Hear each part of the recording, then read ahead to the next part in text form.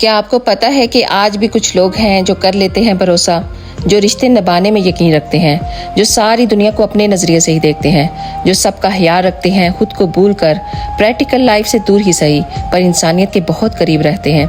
ये लोग रिश्ते बनाने में नहीं निभाने में यकीन रखते हैं।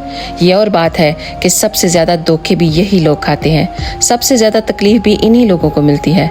ऐसे लोगों को कभी भी उनकी अच्छाई का सिला नहीं मिल पाता। ये सबको बिना मतलब के ही याद कर रहे होते हैं। पता है सबसे खूबसूरत बात क्या है? ये लोग तकलीफ झेलने के बाद भी किसी का बुरा नहीं करते। गुस्से में चार बोली गई बातें भी इनको बाद में तकलीफ ज़रूर देती हैं। वक्त के साथ इनको ट्रस्ट नहीं रहता, बट ये लोग अंदर से कभी नहीं बदलते, उतने ही खूबसूरत रहते हैं।